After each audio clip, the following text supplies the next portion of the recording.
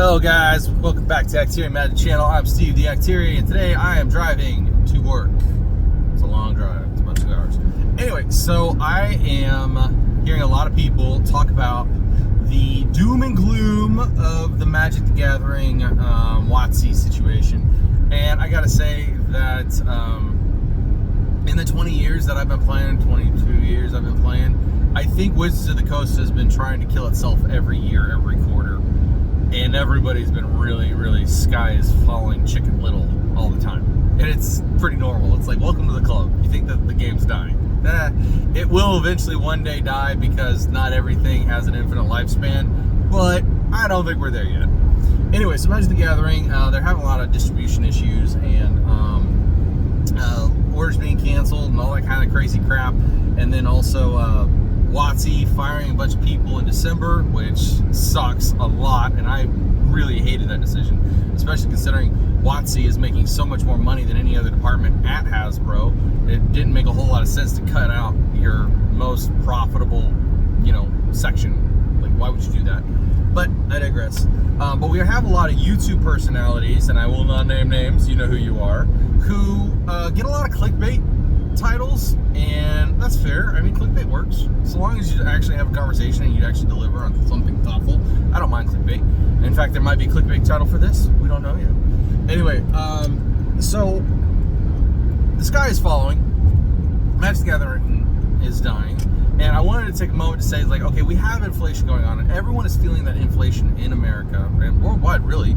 And so, what are we going to do if we can't afford a $500 box of Modern Horizons 3, like, what are we gonna do? And there was a really cool thing that popped up in my feed about Monopoly during the Great Depression. Monopoly during the Great Depression became really popular, and Monopoly was originally just like, people made their own versions, like they made copies of Monopoly at home. And it wasn't until the Parker Brothers picked it up and then started distributing it that, it became like really worldwide kind of thing. But what Monopoly did during that time of economic depression, recession, whatever you want to call it, inflation, what Monopoly did is it allowed people, one, to escape, two, to live out their fantasies of building an empire and playing with money and using money to kind of, combat the world and all its woes. And it gave people a chance to sit down and play with their family and, hey, we have money now. Let's play with money. And so I want to remind you that Magic the Gathering kind of has a similar thing, because last time I checked, most people have access to a printer.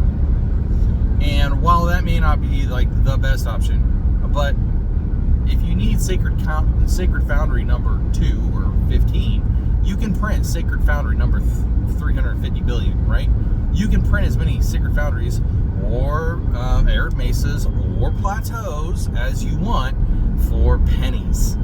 And so, while that may not be the right option to support Wizards of the Coast losing money because we can't afford to buy it, because all of our money's going to rent, all of our money's going to this expensive ass food.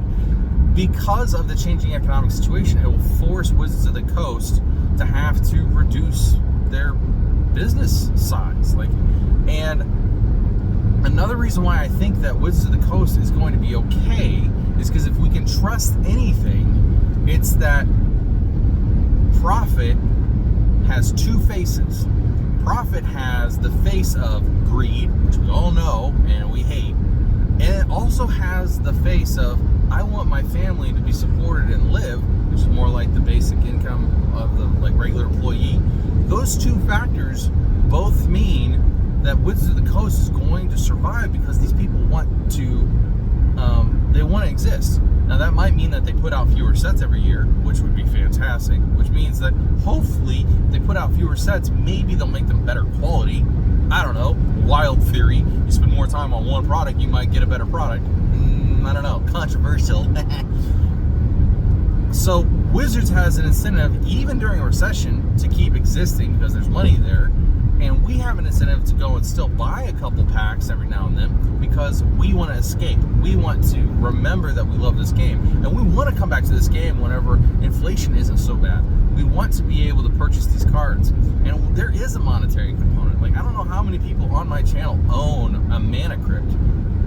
But considering the fact that a Mana Crypt is $150 to $200 depending on your variation, and the fact that most of you probably already own one, or at least, let's say half of my viewers already own a Mana Crypt, that is just a sign of us as Americans, our economic wealth. Even if we're not wealthy per se, the fact that you were able to buy a Mana Crypt whenever you needed to pay your bills means that you were economically successful enough to be able to get a Mana Crypt. That's absurd. Whenever it could have cost you 2 cents to print one out, you still own one. And so we've had a time of luxury in this country, and we might be going to a time whenever we can't do that anymore. And I want to encourage you, because the game will survive, your love for the game will survive, and Wizards will keep putting out new content that we will enjoy. And I'm encouraged by that, because that means that we have a chance to love our game even during a time of really, really bleak futures. And so I'm encouraged. All the doom and gloomers out there, they're getting their clickbaity title, they're getting their clickbaity viewer count and all that stuff. But you as the listener, I know it may not be as sexy to say that the game's going to be okay and you're going to be okay, but I really do believe the game's going to be okay and you're going to be okay. I love you guys. You guys have a great one. The bumpies. Where's the button? Oh my goodness, the button.